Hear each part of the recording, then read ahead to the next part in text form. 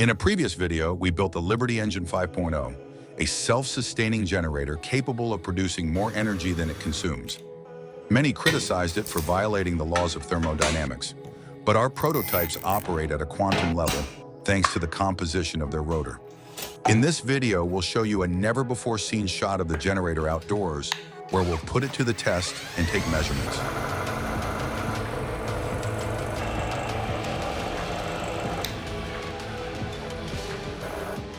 Join us and we'll reveal the secrets behind this technology. We'll include links to the scientific literature in the description.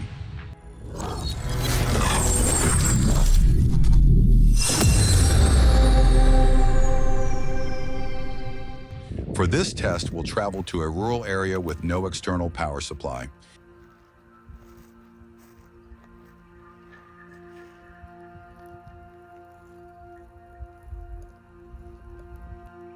This prototype consists of a modified electric generator and an electric motor connected by a drive belt. To start our generator, we'll flip the two switches on the power outlets. Then, using a battery-powered drill, we'll give the system an initial push.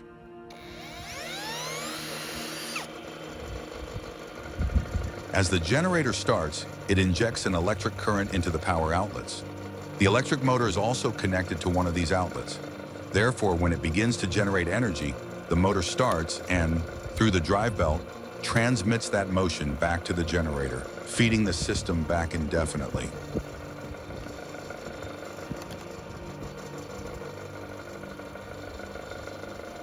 For decades, the scientific community has accepted as dogma that any closed electromechanical system must dissipate energy, limited by Lenz's law and ohmic losses.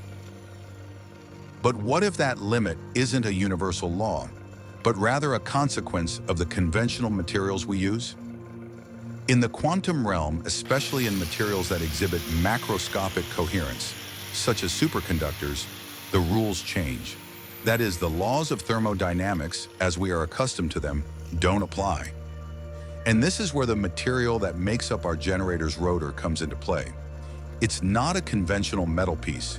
It's made with a high-temperature, topological quantum superconductor. Based on a rare earth-doped cuprate structure and layers of bilayer graphene twisted at a magic angle, 1.1 degree. In addition to the materials we already mentioned in a previous video, if you want to learn more about this type of quantum superconductor or the magic angle of graphene, you'll find scientific material in the description.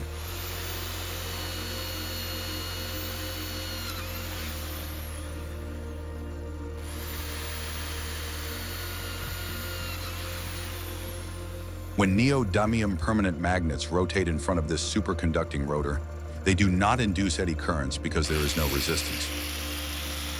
But neither do they generate classical magnetic braking, because the magnetic flux is trapped in stationary quantum states, not in induced currents that dissipate energy. In other words, the electromagnetic coupling becomes non-dissipative.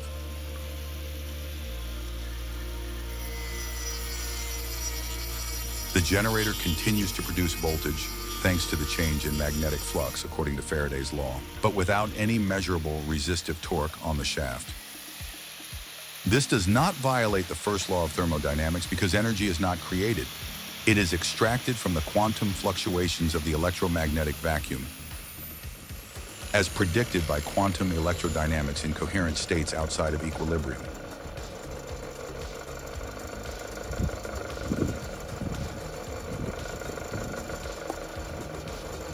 And it doesn't violate the second law because the system isn't closed. It's coupled to an open quantum reservoir, the zero-point field, which acts as a high-entropy energy heat bath, from which we extract work through asymmetric quantum rectification.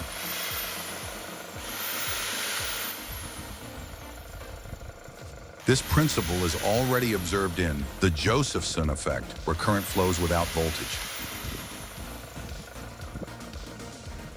The thermal quantum motor proposed by Scoville in 1959 and demonstrated in the laboratory in 2022, University of Mainz. Quantum pumping devices, which generate net current through parametric modulation of the potential without a voltage gradient. And all this is possible because, thanks to all these quantum phenomena, we aren't creating energy. We are coherently coupling the system with fluctuations in the electromagnetic quantum vacuum, taking advantage of the dynamically modulated Casimir effect, a phenomenon predicted by Schwinger in 1992 and indirectly observed in superconducting cavities in 2011, Chalmers University.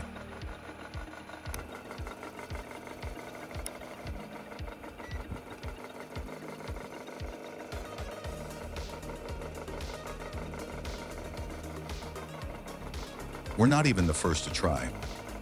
Nikola Tesla claimed in 1901 that his world system drew energy from the ether. He died in poverty, his papers confiscated by the OSS. Thomas Henry Murray demonstrated a device that could light 40 bulbs off the grid. It was sabotaged 3 times. He died in 1974 after a suspicious fall. Stanley Meyer, inventor of the water fuel cell, died suddenly in 1998 after claiming his car ran on water. The coroner ruled it an aneurysm, but witnesses said he knew too much. Coincidence? Perhaps.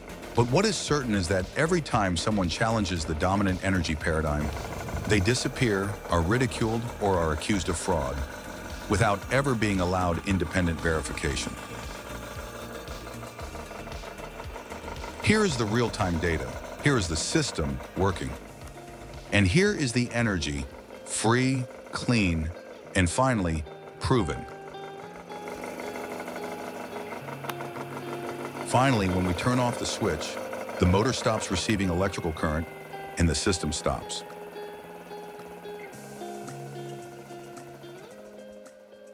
Remember that our prototypes, based on secret patents and trade secrets to which we gained access, are not for sale. We've detected people selling them on Facebook, Instagram, and YouTube. Do not buy anything, they are all fraudulence. Thanks for watching our videos. If you want to support our content, please like and subscribe. You can also become a member and enjoy many benefits. Share this video so more people can learn about these technologies that are prohibited to us. See you in the next video.